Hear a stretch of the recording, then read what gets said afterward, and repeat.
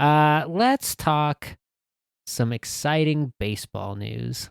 Ooh, I like exciting baseball news. Well, get your brooms out because the Rockies, despite all odds, not only got their first series win, they swept the Miami Marlins in 3 games this last week. They were due because they are They did roughly set the MLB record for it was 19 series in a row that they had lost. 22 if we go all the way back to the last. 22 including last year, yes. Yeah. 19 this season. Correct. But we were due for some wins. We just happened to get them all at once. We won, or we were on like an 8-game losing streak. And Yeah, something like that. you expect them to win basically right now once a series. Yeah, our record skyrocketed from 9-52 to 12-52 or something. Yeah, that's a good percentages right there. So we were due to get those wins regardless. Like you said, we were expected to win a third of the games, which sure, we kind of can do roughly. There are some 4-game series in there to really shake some things up, but we are, for the most part, winning a game a series, and that sweep there kind of put us back on track-ish. I will say, there's been all the coverage of how poor the team performance has been basically up and down the roster, but you will have to give this team credit. They never roll over. Despite the lack of results, it's not from a lack of trying, which isn't necessarily great. I was going to say, we don't roll over on purpose. Sometimes we just do roll over, but that's just kind of the circumstance of the game. Sometimes even the best effort is not very good, but they are still giving their best effort out there. And that is, I think, very nice to see get paid off for what is essentially a handful of old guys who have lost their chance at the glory days in Colorado, and a bunch of young kids who are desperately trying to learn how to be big leaguers in the worst possible conditions. There's a couple dudes who are kind of like in between, like, this is the worst ride I've ever been on. Yeah, a little bit, yeah, but for the most part, we've either got guys, yeah, I mean, that's the split. They're either making their MLB debut this year, or they've been in the league for 10 years, and here they are. It's the best job I could get. It's the only job I could get. Give a little rundown on those 3 Marlins games. A fun note about game 1 of that series on Monday, a recorded attendance of 5,380 something. Are they in a AAA baseball, baseball stadium? As a matter of fact, the Miami Marlins are still playing in a full MLB park, not like their cousins, the Tampa Bay Rays, who are at Steinbrenner Field still. There are a few mitigating factors here. There was a severe weather alert in the area, so some folks just weren't gonna risk it for going out. In fact, they played one umpire down the whole game because one of the 4 did not make it into the park. But overall, when you're talking about even Coors Field nowadays with our dwindling attendance numbers, we still average like 20,000 a game. The MLB average, I think, is about 12 to 14,000 per game. And so 5,000 was a sprinkling of fans in the lower bowl and nothing else as far as attendance goes. And of course, that couldn't be helped by the fact that it was a matchup between 2 of the worst teams in the league. Marlins they are bad. They're bottom of their division. They're not in like the all-time worst team. Well, they hadn't been in the all-time worst team discussion until this week, because we can kind of transition into it, but the Miami Marlins did not have a good time this week. They've been having a little bit of a rough go. I'm pretty sure after we left them in Miami or wherever they decided to take off to. I don't follow the Marlins because why would we? There's only 5,000 people who potentially follow the Marlins. Maybe. But afterwards, I saw there was a clip of their pitcher warming up, and the catcher gets it, tries to throw it out to second base. Pitcher steps right in front of it, gets beamed in the head. It's kind of worse than that. Even the catcher was completely at fault on this one. By the way, I did go and look this one up after you put it on the doc because I had not heard about this. It's extra funny because it looks like it's from spring training because they are playing at against the Tampa Bay Rays, so they are in the Tampa Bay or the spring training field, and they were wearing their alternate uniforms that look like the spring training outfits where it's just the solid colored tops. And yeah, it was. So for those who are unfamiliar with the ritual of the warm-up pitches, whenever an inning changes over and the defenders take the field, the pitcher is given 8 throws on the mound to warm back up, get ready to make his throws that count for real. And on that 8th pitch, he normally steps off the mound to one side, and the catcher practices his throw down to second base.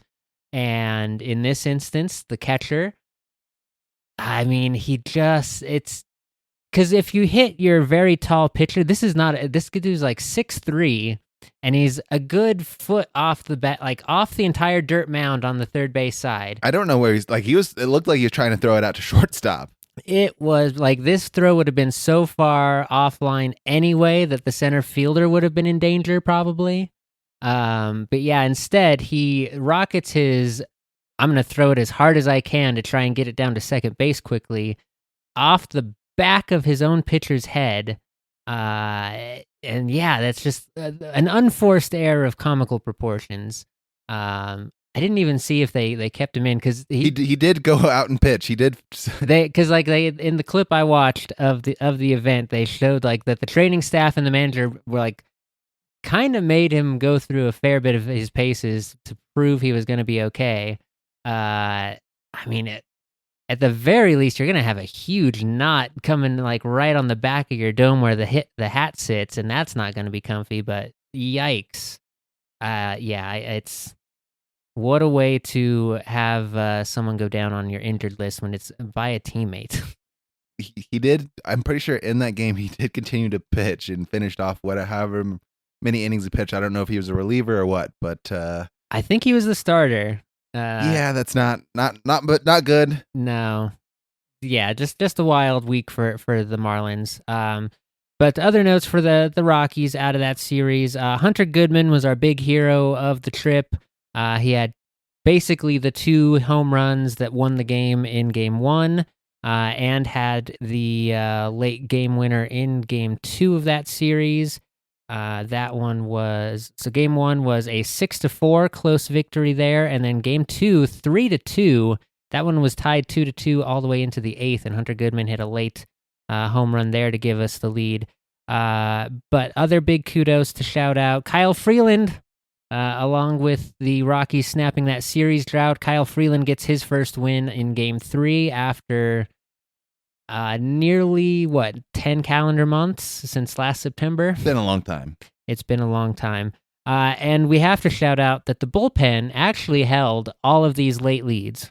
Yeah, I will say in these games, there's like the World Series, and then there's the opposite of that. This is toilet bowl. Basically, it's a toilet bowl because both these games, all the games were super close. I mean, it could have gone either way. Yes, and I think that's the big lesson of this baseball season, at least for me as a takeaway for the game of baseball, is that it's far less about how much production you have and far more about when you get your production in a game, because we've seen it. Like we got beat by the Phillies with 4 hits, but it was because their 4 hits scored 2 runs.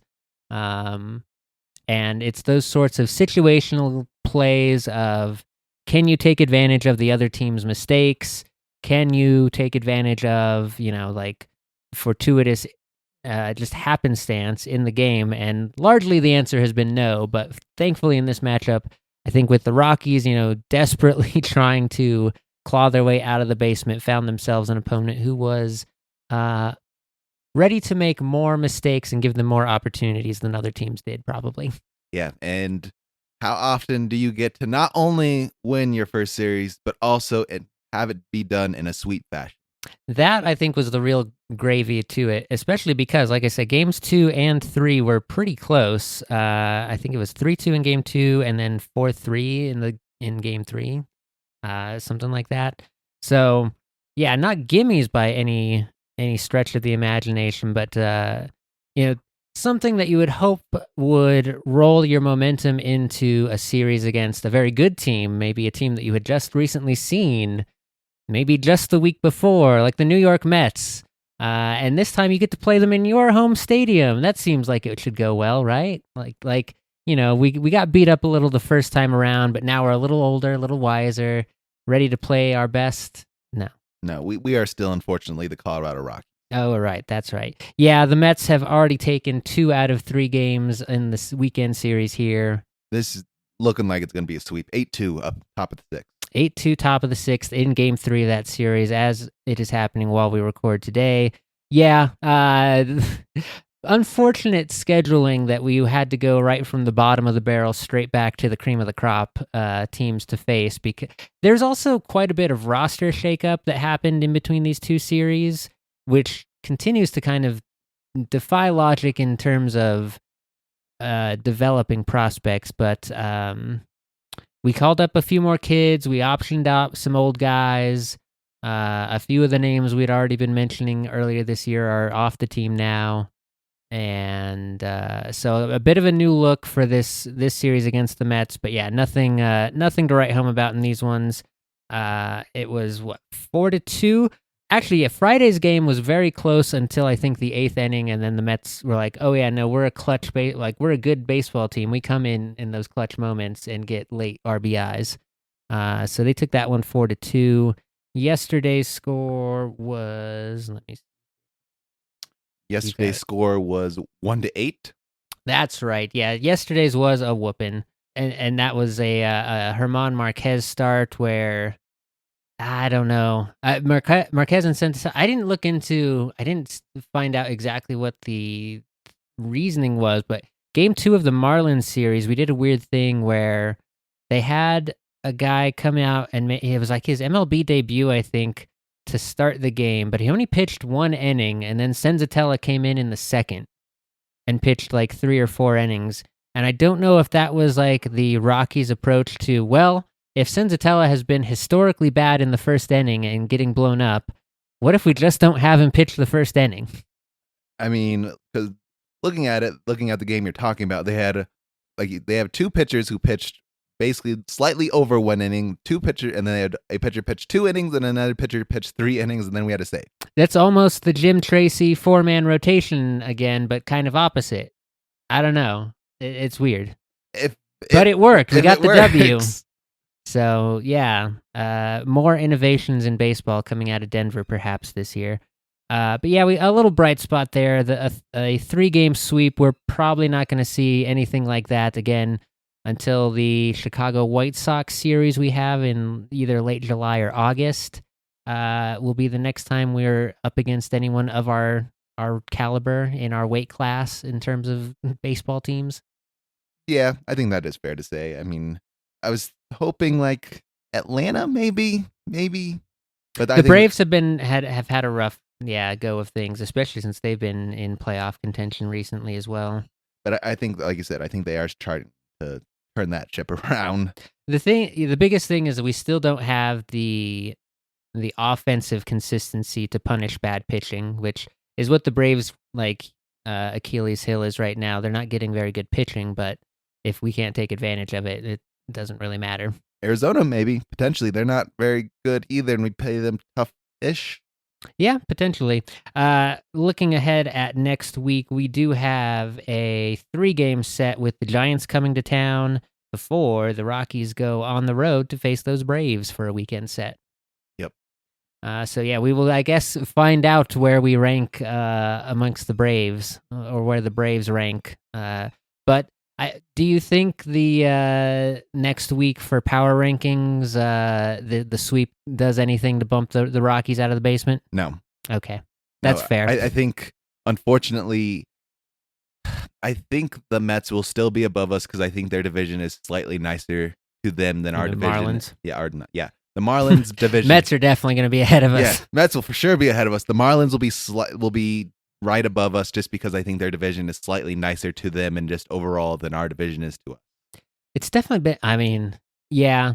I think we would get more credit for a sweep if it wasn't against the team having one of the most embarrassing weeks of all time. Probably. Which is tough to say we covered a pretty embarrassing team, but yeah, this is a bad week for the Marlins. Yeah, they find a way at least once a year to show what the Marlins can really do and how bad baseball can really be sometimes. Now, that being said, before we wrap up this week in baseball, I will say the Marlins and Rockies both have something that a couple other teams wish they had, and that is an MLB stadium to play in.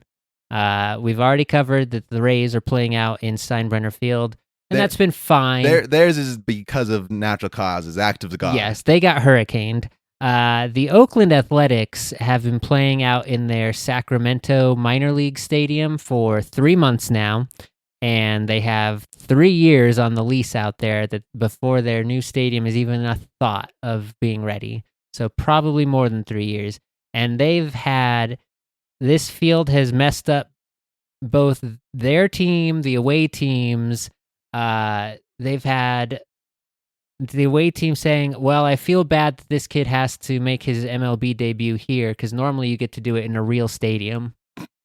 And it's just so bad. They're not set up for MLB broadcast, so not only is there not like camera angles of like the corners of the outfields, the managers in the dugouts can't even see them. The A's lost like 2 runs on a double that they couldn't challenge because they couldn't see the play in the corner of the field. I mean, to be fair, they did this to themselves. Oh, they absolutely. I mean, yeah, the ownership did it to the player. We're not hold the players on the field accountable. I don't. When I say them, I mean the ownership, the people who own the A's did this to them, to everyone involved in baseball. But yes, indeed. So it's I'm not sure how long that situation is going to remain tenable out there, but it's funny that it's forecast to go on for many more years. The latest one that happened this week that caught my attention was apparently. So it's not a 100 as we know. Major League Baseball fields are all a unique little snowflake. They all have the 4 bases in the infield, but then their outfields can be basically any dimension you want. But a pretty common factor in most Major League ballparks is that the warning track, which is the little patch of dirt between the grass and the wall, the outfield wall, to give the outfielders a nice little warning that they're about to hit the end of their running room. There's something very, very sturdy coming. Yes, is standardized at about 15 feet of dirt before you get to the wall, so that you don't really have to think about how many steps that is as an MLB outfielder. The warning track out in Sacramento is 25 feet. It's a warning forever. And so they had a play earlier this week where their left fielder hit the warning track, felt his 2 steps, and jumped and expected to land into the wall. Hit nothing, missed the catch, and gave up 2 runs on the play. That's like some like MLB The Show type of stuff. That's very reminiscent of what it looked like. As someone who has been playing MLB 25, The Show, on the Nintendo Switch, where it is quality production, let me tell you. And jump. Yep, I'll tell you this, it's for me in particular, as someone who still enjoys the retro games, it's like a incredibly well polished PS1 game. Beautiful. And that's fine in my book. And I think that's going to cover all of our baseball news this week. The one piece I do want to cover before we head out is... Oh, yeah, the ESPN thing. I completely forgot about it because I did not read into any of this. Tell me about it. Manfred decided, I guess, earlier this year that he was going to opt out of their ESPN deal that they have had set for a while. Mm-hmm. He opted out and said, we're going to go get more money elsewhere. Unfortunately, no one offered him more money elsewhere, and he has gone... I'm pretty sure they have him on record saying that he regrets opting out. So I think him and ESPN are probably going to try to work out a deal here.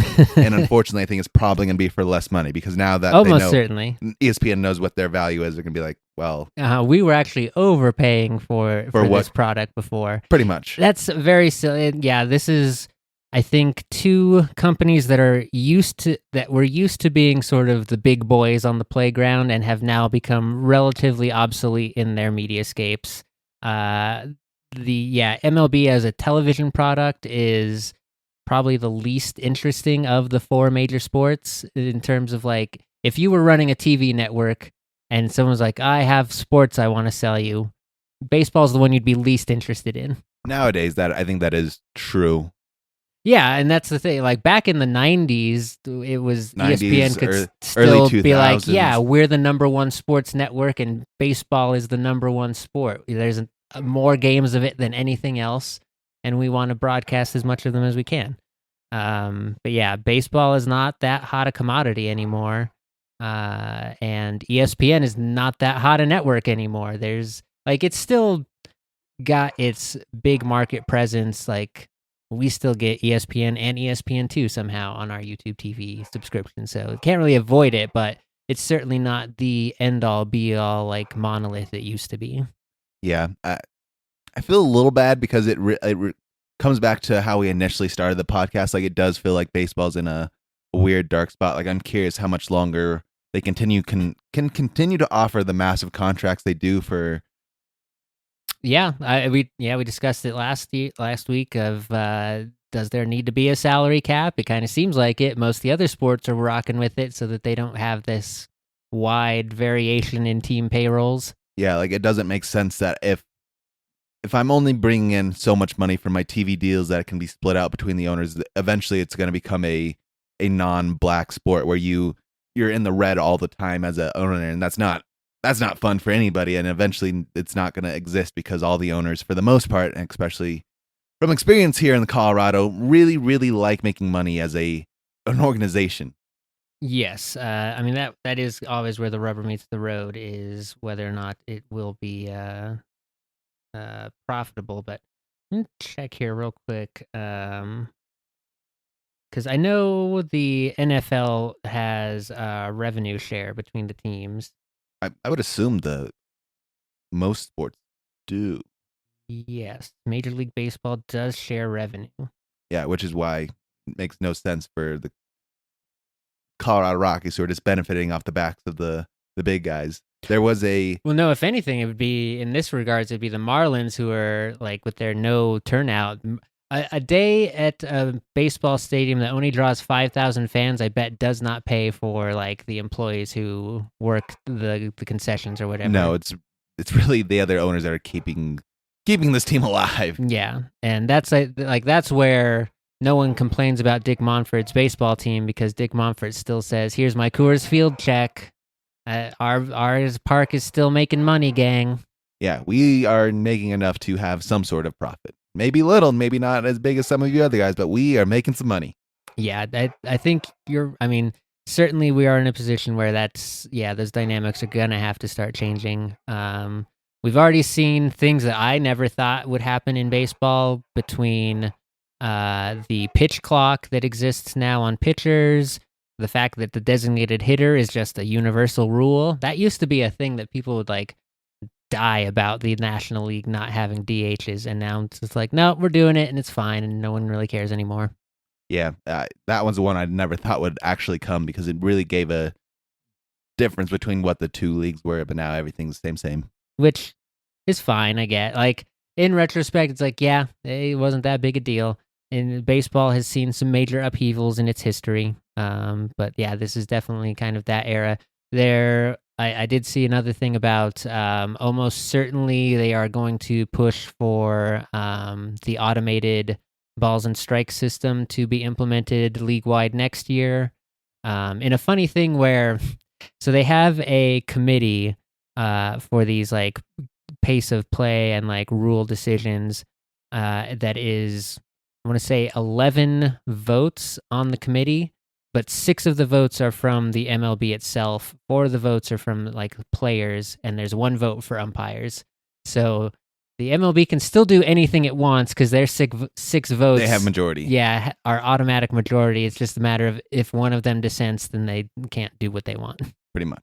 But yeah, that is a thing that they've already said will be part of their proposal. So get ready for that next year. Yeah, the umps, and I know this year they've been a little bit more harsh on the umps, I would say, because there's like you have to meet like a quota of something, and if you don't make enough of the right calls, you get kicked down, basically back down to the NCAA. And somehow we are still seeing some egregiously bad umpiring behind the plate, which is only furthering the flames of like, we cannot keep getting it this wrong, guys. Which is why we are gonna go to robots for some of it. Yeah. Apparently, I guess the initial plan is going to be that it will still be the umpires declaring the balls and strikes, but teams will get 2 challenges per game to see if there is, to basically send it to the computer and see if they're right or not. That's so dumb. Yeah, it is the softest like compromise you can make for the umpire. Be like, no, you still matter. It's fine. We still need you to. There's a Your eyes are good. Yeah, you know what you're talking about. There's a baseball influencer who I follow on Instagram, and there was like a call, and it's like baseball is one of the few sports where it's like if you were to go take a test, you have the right answer on the test, but if the teacher tells you it's wrong, Yep. there's nothing you can do. And you just have to adapt to the teacher being wrong. Yeah, then it's like, but it's the right answer. He's like, nah, don't. It doesn't work that way. Like that doesn't make any sense in any other like place in the world other than the MLB. Yeah, basically, it's in an establishment of the sports realm where rules are so important. You need to follow them.